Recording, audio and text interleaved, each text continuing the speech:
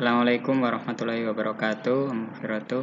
Salam sejahtera untuk kita semua. Saya Panglima Pandura Wicaksana, Sivitas Akademika Pancasakti, University Bekasi, Prodi Pendidikan Ekonomi semester 5. Pada kesempatan kali ini, saya akan mempresentasikan materi dengan banyak tema, yaitu yang pertama sejarah perkembangan perekonomian Indonesia, kemudian sistem perekonomian Indonesia, pendapatan nasional dan pertumbuhan ekonomi, ada juga distribusi pendapatan dan kemiskinan, lalu indeks pembangunan manusia.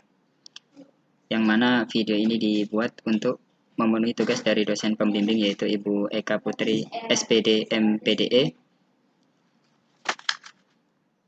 Sejarah perkembangan perekonomian di Indonesia. Kemerdekaan. Sebelum merdeka, Indonesia mengalami masa penjajahan yang terbagi dalam beberapa periode. Ada 4 negara yang pernah menduduki Indonesia, yaitu Portugis, Belanda, Inggris, dan Jepang. Portugis tidak meninggalkan jejak yang mendalam di Indonesia, keburu diusir oleh Belanda. Tapi Belanda yang kemudian berkuasa selama sekitar 350 tahun sudah menerapkan berbagai sistem yang masih tersisa hingga kini.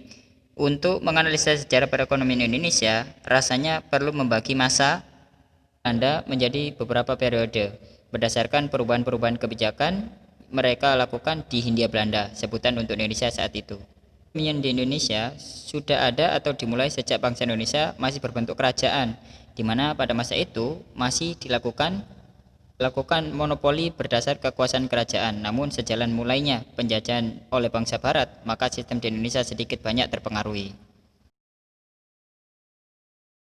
Sistem perekonomian Indonesia.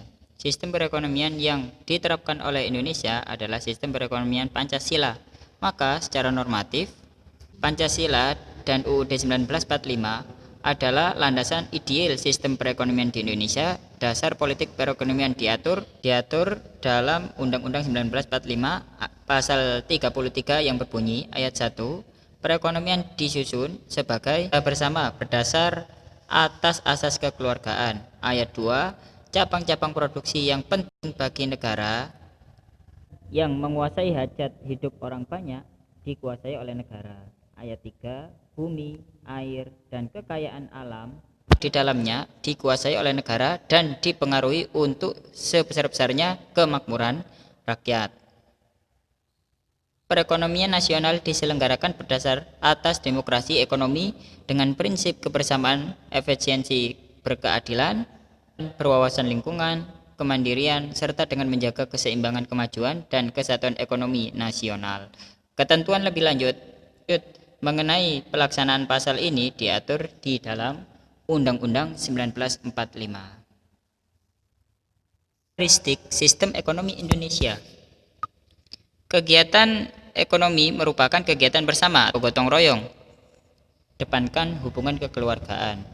Cabang-cabang produksi yang bersifat strategis dan merupakan hajat hidup orang banyak dikuasai negara. Dan alasan pemerintah menguasai produksi barang-barang strategis baik yang ada di tanah air Indonesia adalah semata untuk kemakmuran rakyat. Sistem ekonomi campuran disebut juga sistem ekonomi Pancasila. Kegiatan ekonomi yang dilakukan juga harus memiliki prinsip berkelanjutan dan berwawasan lingkungan. Pemerintah juga mengawasi kegiatan yang dilakukan oleh swasta secara umum. Kenapa? Hindar dari praktek kecurangan seperti penipuan, monopoli yang merugikan, mafia perdagangan. Tujuannya akan tercipta keadilan di tengah-tengah masyarakat. Sistem perekonomian Indonesia merujuk pada kalimat terakhir dalam pembukaan UUD 1945 yang berbunyi bahwa adalah untuk memajukan kesejahteraan umum, mencerdaskan kehidupan bangsa, merupakan hal yang mendasari tujuan pembangunan perekonomian Indonesia. Ini membuat secara umum tujuan ekonomi Indonesia adalah mengikuti D dengan garis besar 1. Peningkatan pendapatan per kapita negara, perencanaan pembangunan ekonomi dan laju pertumbuhan ekonomi, meningkatkan taraf hidup penduduk serta menyetarakannya, lalu memperluas lapangan kerja dan mengurangi pengangguran, kapasitas produksi, meningkatkan investasi, menurunkan angka kemiskinan, menciptakan keadilan dan kemakmuran bagi masyarakat.